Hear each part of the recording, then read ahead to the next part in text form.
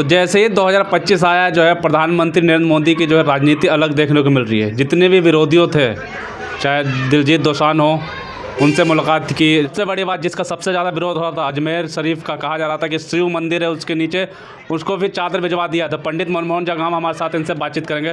पंडित जी, पहले तो स्वागत है आपका बहुत बहुत बहुत धन्यवाद, और आपको भी नववर्ष की बहुत बहुत बधाई एवं शुभकामनाएं। और आपके चैनल के माध्यम से तमाम भारतवासियों को, विश्व के तमाम मानव जाति को नववर्ष की हार्दिक शुभकामनाएं मैं देता हूं। ऑल इंडिया मजलिस इत्तेहाद बदले रुख नजर आ रहे हैं प्रधानमंत्री जी। क्या लगता है इस साल नई राजनीति कर रहे हैं, अपने विरोधियों को अपने संग लाना चाह रहे हैं क्या? दरअसल प्रधानमंत्री जी, देखिए, प्रधानमंत्री की कुर्सी बड़ा अहमियत रखती है, लेकिन भारतीय जनता पार्टी की जो आइडियोलॉजी है और भारतीय जनता पार्टी जिस आइडियोलॉजी को फॉलो करता है, चादर भेजे, उनको भेजना भी चाहिए। हम खुद जाते हैं वहाँ और करोड़ों हिंदुओं की आस्थाएं जुड़ी है वहाँ से। लेकिन क्या कहूँ मैं उनको इस चादर भेजने को लेकर के, चादर भेजा इसके लिए उनको मुबारकबाद, बधाई। और ख्वाजा गरीब नवाज से मैं भी प्रार्थना करता हूँ कि हमारे देश में अमन चैन बना रहे, उनकी दुआओं से हमारे देश में भाईचारा और एकता बना रहे, प्रगति के पथ पर हिंदुस्तान निरंतर बढ़ता रहे। ये प्रार्थना मेरी ख्वाजा गरीब नवाज से है। इस टाइम पे लेकिन एक तरफ तो महोदय चादर आप भेजते हो और दूसरी तरफ आपके लोग वहाँ से मंदिर ढूंढने चले जाते हैं। आप बोलते कब क्या हो, क्या बोलना है, ये डिसाइड नहीं कर पाते हो। जब देश के लोग आपकी तरफ उम्मीदें लगाए होते हैं कि हमारे प्रधानमंत्री जी इस मुद्दे पे बोलेंगे, तो दोसांझ जी से मिलने के लिए बैठ जाते हैं। संभल के लोग जो आज पुलिस की दमनकारी नीतियों की वजह से पीड़ित है, उस पे एक शब्द आदरणीय प्रधानमंत्री जी नहीं बोलते हैं। आप मरहम लगा रहे हो, लेकिन कांटों पे लेकर के मरहम लगा रहे हो। मरहम जख्म भी देते हो आप, जख्म भी आप ही देते हो, और उस जख्म पे मरहम जब लगाने चलते हो तो सॉफ्ट कोई चीज़ नहीं होता है आपके हाथों में, कांटे होते हैं। और कांटों से मरहम लगाने का प्रयास करते हो तो वो मरहम तो लगता ही है, साथ साथ दर्द भी होता है। लेकिन चलो, ख्वाजा गरीब नवाज जी ने, हमारे प्रभु राम ने आदरणीय प्रधानमंत्री जी को सद्बुद्धि दी है कि आज 11वीं बार भेजा। लेकिन ऐसे दौर हाथों से चादर वहाँ तक पहुँचा है। ऐसे दौर में जहाँ पे खुदाई चल रही हो और मंदिर ढूंढे जा रहा हूँ, हिंदू सेना तो विरोध में आ गए मोदी जी के। कोई कहीं मोदी जी का विरोध नहीं है, ये सब हमें और आपको बड़गलाने के लिए सारा ड्रामा है। क्योंकि जितने भी इनके अनुशासन संगठन हैं, सबको पता है कि जिस दिन गरीब हिंदू, जिस दिन बेरोजगार हिंदू, जिस दिन पढ़े लिखे हिंदू सरकार के कार्य करने का हिसाब मांगेगा, उसी दिन ये सरकार खत्म हो जाती है। तो क्यों नहीं इन हिंदुओं को बड़गलाया जाए? मोदी जी के विरोध में उतर गए अब तो हिंदू सेना कह रहे हैं कि वो उसके नीचे जो है शिव मंदिर, आपने चादर क्यों भेज दी? इस ड्रामे में मत पड़ो मेरे भैया। मैं हिंदुस्तानियों से कहना चाहता हूँ, यह सिर्फ सोची समझी रणनीति है कि लोगों के माइंड को डाइवर्ट किया जाए। लोगों को कभी महंगाई के ऊपर सोचने का समय मत दो, लोगों को कभी कारोबार के लिए सोचने पे समय मत दो।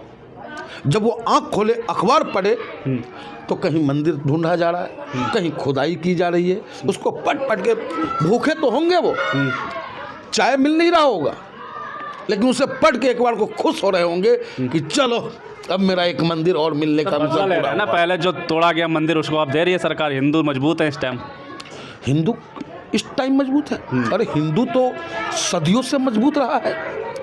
इस हिंदू को मिटाने के लिए एक से एक आक्रांता है। अंग्रेज ने अंतिम चाल तक चल दी, लेकिन ये सनातन उस दिन भी जिंदा था, सनातन आज भी जिंदा है और सनातन आगे भी जिंदा रहेगा। लेकिन जो वर्तमान में सनातन के लंबरदार बन रहे हैं, सनातनों के ठेकेदार बनने का प्रयास कर रहे हैं, उन्हें सनातन की परिभाषा नहीं मालूम है। वो सिर्फ सनातन के नाम पर राजनीति कर रहे हैं, सनातन के नाम पर खुद को तो सुख सुविधा में रख रखा है, लेकिन सनातनियों को, आम सनातनियों को रोटी है तो दाल नहीं, दाल है तो सब्जी नहीं, सब्जी है तो मसाला नहीं चाहिए क्या अजमेर में आपको? है ना मंदिर। विष्णु गुप्ता कह रहे हैं कि ये भी ये क्या है, देखिए अगर ये उंगली ऐसे है, पड़ा हुआ है, पड़ा है तो खत्म है, खड़ा है तो शिव है। हम कहते हैं कि मन से वाच्य कर्मणा, यानी कि हम मन से इस पे भी अगर जल हम समर्पित करते हैं कि ओम त्र्यंबकम यजामहे सुगंधिं पुष्टिवर्धनम उर्वारुक्मि बंदनान मृत्युमुक्षमामृतात् ओम नमः शिवाय मृत्युंजय महादेवाय नमस्तुते, इतना कर लेने मात्र से मेरा महादेव प्रसन्न होता है। और महादेव, अल्लाह, वाहेगुरु सब एक है। विष्णु गुप्ता कह तो रहा है कि मोदी जी को नहीं भेजना चाहिए था चादर, जब तक कि केस चल रहा है, केस कमजोर हो जाएगा हमारा। विष्णु गुप्ता कौन है भाई? वही विष्णु गुप्ता है ना जो आग लगाता है, और वो प्रधानमंत्री हैं। प्रधानमंत्री को देश संभालना है, देश। और विष्णु गुप्ता को इतना बोलने की ताकत कैसे आ गई? कौन है उसके पीछे? है मेरी औकात कि मैं प्रधानमंत्री को बोल दूं? ये कितना बड़ा वकील है कि ये बोलता है प्रधानमंत्री के खिलाफ? या कोई भी संगठन माई का लाल नहीं है जिस तरीके से शब्दों का इस्तेमाल किया जा रहा है ऐसे प्राइम मिनिस्टर के खिलाफ कर दे। लेकिन आज प्राइम मिनिस्टर सुन रहे हैं, उनकी मीडिया दिखा रही है, पुलिस चुप बैठी है, और एक पत्रकार वाइट लेने के लिए अगर किसी सीईओ को फ़ोन कर दे तो उसका तस्करा डलवा करके चूतर लाल कर दिया जाता है। तो ये है फ़र्क कि भाई वो जो बोल रहे हैं वो बोल नहीं रहे, उनसे बुलवाया जा रहा है ताकि हम हिंदुस्तानी जाति, धर्म, मजहब के नाम पर डाइवर्ट होते रहे और आपकी सोचन शक्ति को वो शून्य कर दें। अब 25 दिसंबर की बात करें, क्रिसमस डे पे प्रधानमंत्री जो हैं क्रिसमस मनाते जाते हैं, लेकिन वहीं जो है कुछ हिंदू संगठन जो है इस त्यौहार का विरोध करते हैं। कई जगह सेंटा बने, लोगों को जलाया गया चर्च के सामने, फिर वही गाने बजाए गए। सब देखिए कट्टर लोग हैं ना। तुलसी दिवस के रूप में मनाया जाता है। देखिए तुलसी दिवस कब से मना रहे हैं? कब से इस तुलसी दिवस को हम मना रहे हैं? ये सन 2014 में हमारे कुछ साधु संत समाज ने निर्णय लिया कि भाई प्रकृति की पूजा होनी चाहिए। तो प्रकृति में तुलसी स्वास्थ्यवर्धक है, तुलसी की शुद्धता है। हमारे सनातन धर्म में तुलसी के लिए कहा गया है कि सुभद्राय नमः सुप्रभाय नमः, महाप्रसाद जननी सर्व सौभाग्यदायिनी, आधि व्याधि हर नित्यम तुलसी त्वम नमस्तुते। यानी कि तुलसी के पत्ते में वो ताकत है कि आपकी आधी व्याधि को हर लेता है। और ये वास्तविकता, सर्दी खांसी है, आपको कुछ भी है, लेकिन जिस तरीके से प्रधानमंत्री बदलना जा रहा है, लेकिन ये परिपाटी 2014 से चली है। 2014 से पहले तुलसी नहीं था क्या हमारे आंगन में? 2014 से पहले क्या मेरी माँ बहनें सुबह शाम दिया नहीं जलाती तुलसी को अपने आंगन में?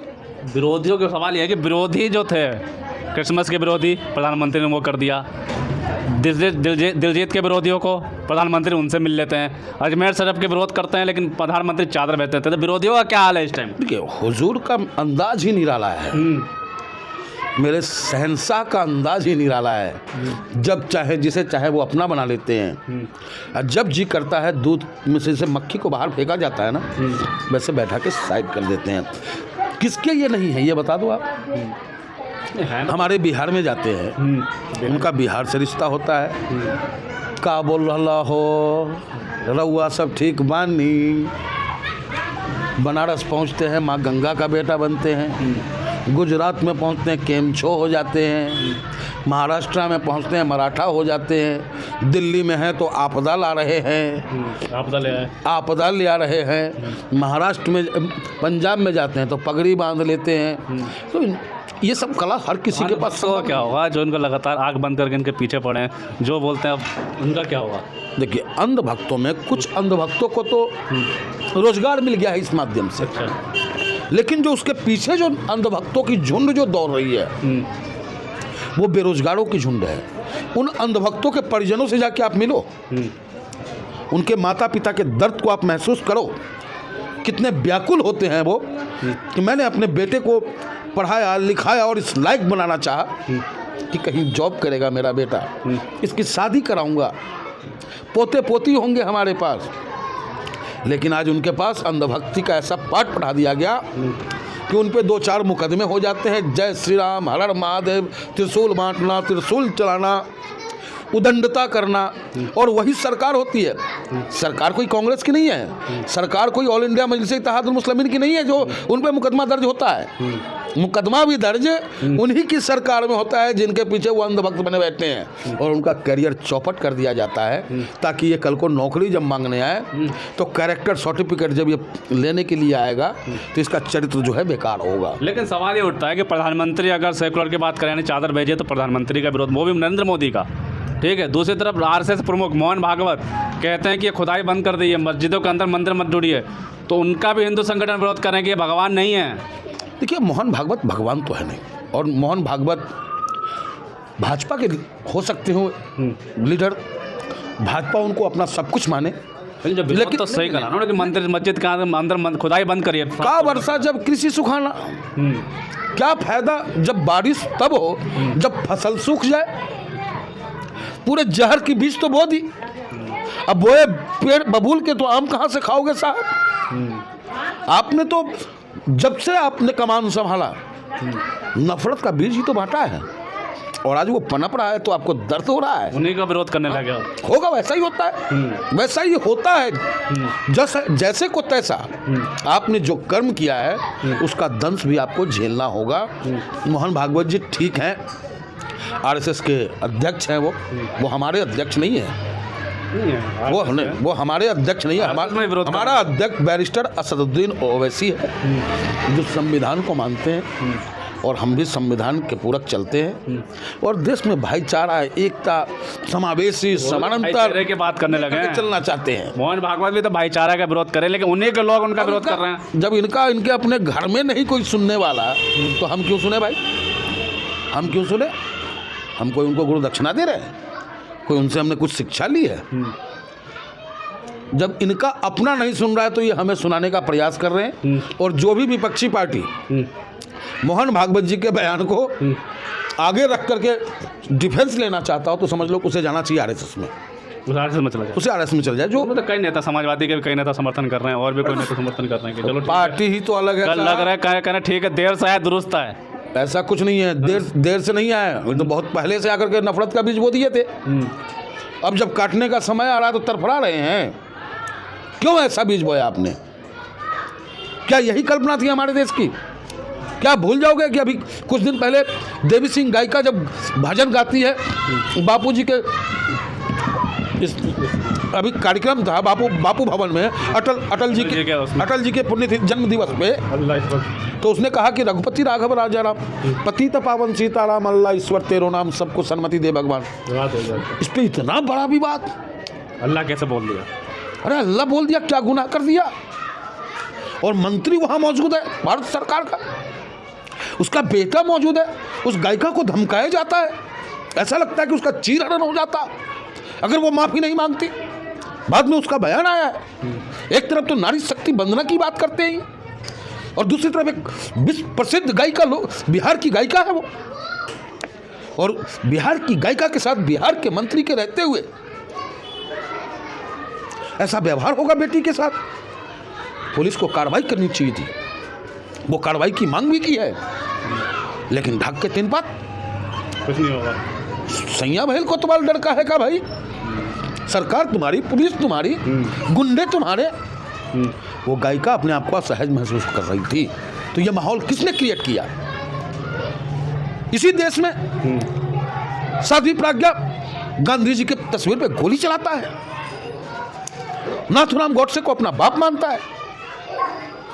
क्या ये संविधान याद देता है उसे? तो बहुत सारी बातें ऐसी हैं जो सोचना होगा, समझना होगा, और मोहन भागवत जी क्या कह रहे हैं उससे हमें कोई लेना देना नहीं है। हमारा बाबा साहब अम्बेडकर जी ने क्या कह दिया है, क्या दिया है, उसे धरातल पर लाना होगा। यह प्राथमिकता होनी चाहिए हर राजनीतिक दल का। चलिए, बहुत बहुत शुक्रिया आपका। बिल्कुल साफ तौर पर जो है नींद तोड़ चुकी है लोगों की। वो प्रधानमंत्री नरेंद्र मोदी के समर्थकों की जो चाहते थे कि प्रधानमंत्री हमारे हिंदू के हैं, उन्होंने चादर जैसी भेजी है, हिंदू संगठन ही उनका विरोध करने लगे कि ऐसा नहीं करना चाहिए। वो जो अजमेर शरीफ है, वहाँ शिव मंदिर है, जब तक केस चल रहा है इससे केस कमज़ोर होगा। आपको क्या लगता है प्रधानमंत्री के जो बदले हुए रुख हैं, जो विरोधी करते, चाहे किसान आंदोलन में उनका विरोध हो, चाहे क्रिसमस का कभी विरोध करने वाले अब क्रिसमस मना रहे हैं, तो और जो अजमेर शरीफ में जब हिंदू संगठन कहते हैं कि मंदिर ही मंदिर खुदाई चल रही है, उस समय में जो है चादर भेजे हैं, तो आपको क्या लगता है कि प्रधानमंत्री बदलेंगे